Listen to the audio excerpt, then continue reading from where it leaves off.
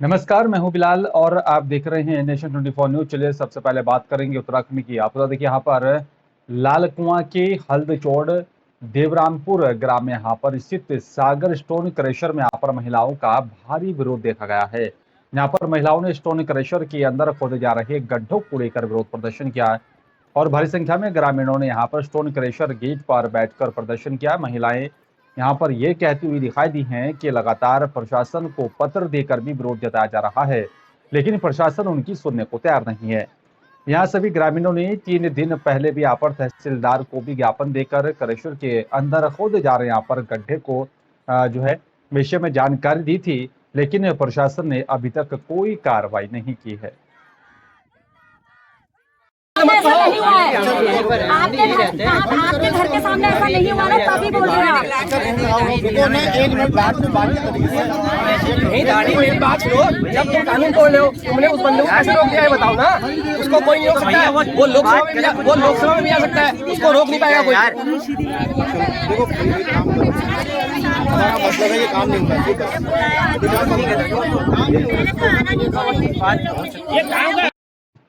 और चलिए बात अल्मोड़ा की करेंगे। आप बता दें यहाँ पर अल्मोड़ा जिले के विकासखंड सल्ट के थाना सल्ट से 20 मीटर आगे मारुति इको वैन जिसका नंबर AFCH चेसिस नंबर यहाँ पर बता जो है MA3ERLFIS 00A4858 बताया जा रहा है कि, और साथ ही बताया जा रहा है कि यहाँ पर इको वैन 50 मीटर गहरी खाई में गिर गई थी। कार में सवार एक ही परिवार के 5 लोग घायल हो गए हैं, जिसमें से यहाँ पर 2 घायलों को हालत गंभीर जो है उनकी बताई जा रही है।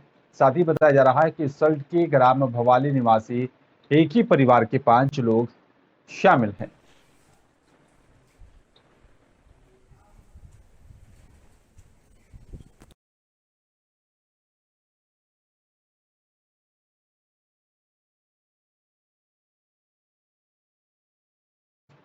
अल्मोड़ा जिले की यहाँ पर विकासखंड सल्ट के मानिला में यहाँ पर सल्ट गैस एजेंसी के अंतर्गत यहाँ पर सल्ट विधायक महेश जीना ने 33 ग्रामीणों को प्रधानमंत्री उज्ज्वला योजना के तहत यहाँ पर गैसीय कनेक्शनों का वितरण किया है।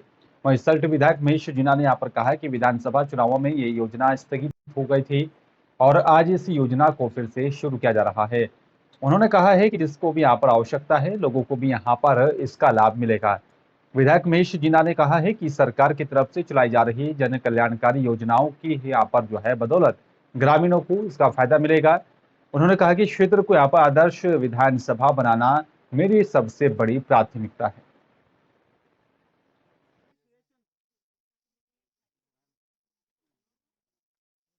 और चलिए बात हरियाणा के फरीदाबाद की करेंगे। आपको तो क्या हुआ, पृथला के गदपुरी टोल का विरोध कर रहे यहाँ पर सैकड़ों लोगों पर एक युवक ने पिस्तौल को टाल दिया था। बताया जा रहा है कि यहाँ पर टोल से हटने को कहा और धमकी दी।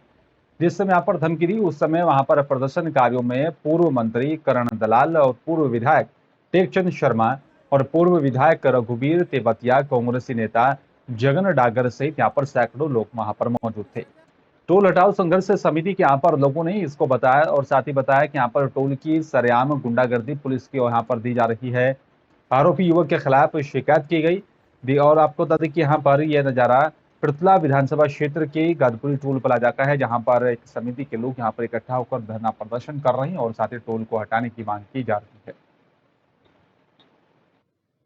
हम ये देख रहे हैं कि भाजपा की सरकार में भाजपा के नेताओं के इशारे पर रिलायंस के गुंडों ने रिलायंस कंपनी के इस ठेके को चलाने के लिए इलाके के हितों को ताक पे रखकर बीजेपी के लोगों ने हथियारबंद नेता आज यहाँ गुंडे भेजे हैं और सबके सामने उन्होंने हवा में पिस्तौल लहराते हुए जिस तरीके से धरने को ख़त्म करने की धमकी दी है और पुलिस की मौजूदगी, प्रशासन की मौजूदगी, हमारे इलाके के सभी बिरादरी, सभी वर्गों के लोगों ने देखा है। इससे बड़ी शर्म की बात इस भाजपा सरकार और इस प्रशासन के लिए हो नहीं सकती। ये साहब आपने भी देखा होगा अभी किस तरह का तमाशा हो रहा है। खुल्लम खुल्ला एक आदमी या मौजूद आदमी, यहाँ आप भी देख रहे हो कौन कौन है। 3 विधायक हैं, पूर्व विधायक, हमारे संयोजक साहब हैं और सभी मौजूद आदमी हैं। लगभग हर एक पार्टियों से हैं और संभ्रांत परिवारों से आते हैं। उन पर रिवॉल्वर तान रहा है सबके सामने, उसकी वीडियो रिकॉर्ड है। इसमें ये क्या इसकी हिम्मत हो सकती है किसी की बिना शय के, बिना प्रशासन की शय के? लेकिन कुछ भी है, कानून कानून ही रहता है। जिस टोल को हटाने के लिए ये पंचायत हो रही है, आज उसका प्रूफ आपके सामने आ गया। आपकी प्रेजेंस में भी ये था, एक वीडियो भी हमने आपको दी है। जिस तरीके की गुंडागर्दी आगे चल के होने वाली है, अगर जिस तरीके का ये टोल लगा है, उससे ये हमारे इलाके को बिल्कुल पूर्ण रूप से बर्बाद कर देगा, बदनाम कर देगा, और कितने जन क्या क्या अप्रिय घटनाएं होंगी। इसलिए इस टोल के संघर्ष में परसों, जैसा कि संरक्षक महोदय ने और माननीय रतन सिंह जी ने जो कहा है, परसों 10 बजे सर्व जातीय, सर्व धर्म, सर्व पार्टी इलाके की पूरे क्षेत्र की पंचायत बुलाई है। इस बारे में निर्णय परसों लेंगे। कल हमारी डेट है इसमें।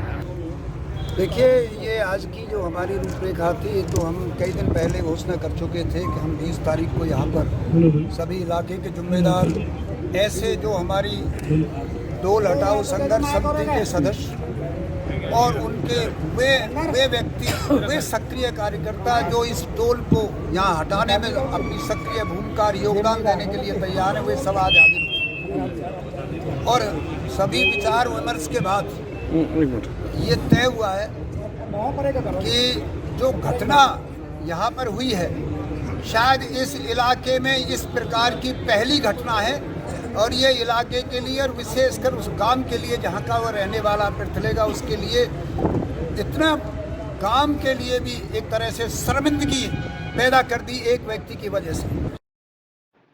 वाराणसी के ज्ञानवापी मस्जिद मामले में सुप्रीम कोर्ट में सुनवाई हुई है और इस दौरान सुप्रीम कोर्ट ने आदेश दिया है कि यहाँ पर मस्जिद के अंदर पूजा के मुकदमे की सुनवाई जिला न्यायालय की तरफ से ही यहाँ पर की जाए। वाराणसी के जिला न्यायाधीश मस्जिद समिति के यहाँ पर याचिका पर फैसला करेंगे। हिंदू पक्ष की तरफ से मुकदमा चलने योग्य नहीं है और तब तक अंतरिम आदेश शिवलिंग क्षेत्र की सुरक्षा, नमाज के लिए मुसलमानों को मुफ्त प्रवेश जारी रहेगा। और कोर्ट ने यहाँ पर कहा है कि जिला जज के यहाँ पर पास 25 साल का लंबा अनुभव है। इस मामले में यहाँ पर सभी पक्षों के यहाँ पर हित को सुनिश्चित किया जाएगा। साथ ही ये भी कहा गया है कि यहाँ पर समझा जाए कि हम मामले को यहाँ पर निरस्त कर रहे हैं। आपके लिए आगे भी यहाँ पर हमारे रास्ते खुले रहेंगे। सुप्रीम कोर्ट ने ज्ञानवापी मस्जिद मामले को यहाँ पर जिला न्यायाधीश वाराणसी को ही स्थानांतरित करने का आदेश जारी किया। सुप्रीम कोर्ट का आदेश है कि यहाँ पर उत्तर प्रदेश न्यायिक सेवा के वरिष्ठ और साथ ही अनुभवी न्यायिक अधिकारी मामले की सुनवाई करेंगे। इस बीच सुप्रीम कोर्ट का सर्वे के दौरान मस्जिद परिसर में मिले शिवलिंग की जगह की यहाँ पर सुरक्षा करने का भी अंतरिम आदेश लागू रहेगा।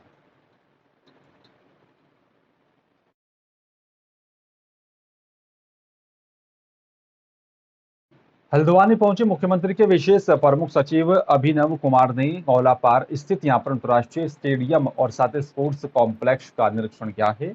इस दौरान यहाँ पर खेल विभाग के अधिकारियों को स्टेडियम के यहाँ पर निर्माण के बाकी बचे हुए कार्य को जल्द से जल्द पूरा करने के निर्देश जारी किए। उन्होंने अगले 6 महीने के भीतर यहाँ पर अंतर्राष्ट्रीय स्टेडियम के अधूरे पड़े कार्यों को पूरा करते हुए उसके संचालन की भी रूपरेखा तैयार करने को कहा गया है। अभिनव कुमार ने कहा कि हल्द्वानी में यह स्टेडियम और भी स्पोर्ट्स कॉम्प्लेक्स कुमाऊं भर के यहाँ पर युवा खिलाड़ियों के लिए वरदान साबित होगा। हल्द्वानी का अंतर्राष्ट्रीय स्टेडियम और साथ स्पोर्ट्स कॉम्प्लेक्स 173 करोड़ रुपए की लागत से तैयार हो रहा है और साथ ही उन्होंने कहा है कि स्टेडियम के यहाँ पर निजी हाथों पर दिए जाने पर भी शासन के तौर पर विचार किया जाएगा। प्रमुख सचिव अभिनव कुमार ने बताया, खेल प्रतिभाओं को बढ़ावा देने के लिए सरकार की तरफ से लगातार कोशिश की जा रही है।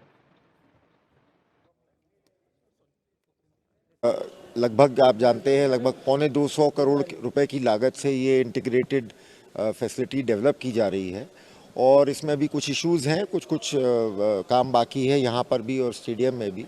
तो हमारी कोशिश है कि इसमें जो भी काम बचे हुए हैं अगले 3 से 6 महीने में उसका पैसा सैंक्शन करा के और इसको इम्प्लीमेंट करते हैं।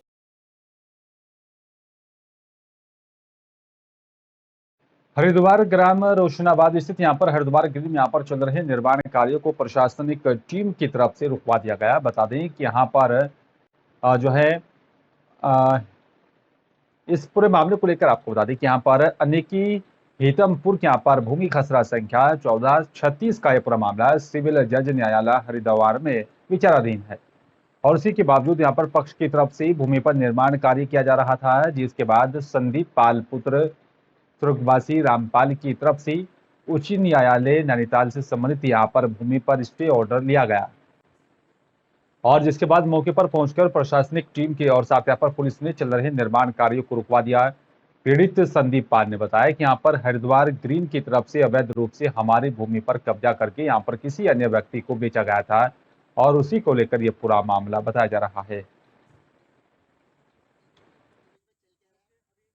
सर ये ज़मीन हमारी है, हम कोर्ट से लड़ रहे थे, ठीक है, कोर्ट से रजिस्ट्री भी है हमारे पास, हाई कोर्ट का फिलहाल स्टे है, मकान चल रहा था, अवैध निर्माण चल रहा है, हरिद्वार ग्रीन ने गलत तरीके से बेचा हुआ है। तो भी प्रशासनिक टीम आई है, क्या है पूरा माजरा? प्रशासनिक टीम आई है, ठीक है, कोर्ट के आदेश पे, ठीक है, उन्होंने कार्य रुकवा दिया है, बाकी कोर्ट में चल ही रहा है, विचाराधीन है, होगा। आप क्या चाहते हैं? हम क्या चाहेंगे सर, हमारी ज़मीन है, हम क्या चाहेंगे, ठीक है, हमें तो मदद चाहिए सरकार की, ठीक है, कानून की, ठीक है, जो कार्रवाई है वो होनी चाहिए।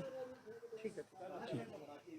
नहीं, देखिए, एक पक्षकार के द्वारा विद हाईकोर्ट के ऑर्डर के साथ में एक प्रत्यावेदन मूव किया गया था, जिसमें कि न्यायालय के द्वारा टिल नेक्स्ट डेट तक किसी को भी प्रश्नगत लैंड में कोई कंस्ट्रक्शन इत्यादि या बनाने के ना करने के डायरेक्शन दिए गए थे कि मौके में जो है स्टेटस को बना रहे। तो उसी क्रम में संबंधित थाने को ऑर्डर किया गया है, जो न्यायालय के द्वारा जो ऑर्डर किया गया है, ये ग्राम आने की हेतमपुर का मामला है, एक खसा नंबर आई थिंक है जिस पे कि कोर्ट के द्वारा स्टे दिया गया है।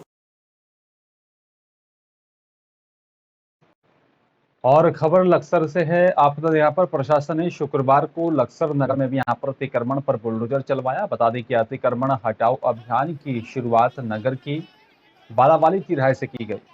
हाईवे के दोनों ओर यहाँ पर सरकारी नाले तक किए गए स्थायी जो है निर्माण को बुलडोजर से हटाया गया। इसके अलावा सड़क किनारे लगाए गए ठेली रेहड़ी और साथ यहाँ पर फल सब्जियों के यहाँ पर फंड को भी हटवा दिया गया है। और इसके बाद गोवर्धनपुर रोड मोहल्ले में यहाँ पर ओवरब्रिज के नीचे यहाँ पर और दोनों ओर बताया जा रहा है कि दुकानदारों के द्वारा बनाई गए स्थायी दुकानों को बुलडोजर से तोड़वाया गया है। इस दौरान एक पूर्व सभासद और साथ ही एक और यहाँ पर बीजेपी नेता की दुकानों के सामने बनाए गए 3 शेड को भी हटाने के दौरान पालिका कर्मचारियों और साथ ही पुलिसकर्मियों से यहाँ पर दुकानदारों की तीखी नोकझोंक हुई, लेकिन पालिका ईओ और साथ ही पुलिस की तरफ से कानूनी कार्रवाई की चेतावनी दिए जाने के बाद मामला शांत हुआ। अभियान की अगुवाई कर रहे यहाँ पर पालिका ईओ सुरेंद्र कुमार का कहना है कि यहाँ पर अतिक्रमण की बाबत कई दिन पहले अनाउंसमेंट भी किया गया था और अतिक्रमण करने वालों को यहाँ पर नोटिस जारी किया गया था, लेकिन बावजूद इसके किसी ने यहाँ पर अतिक्रमण नहीं हटाया, जिसके बाद इस पूरी कार्रवाई को अंजाम दिया गया है।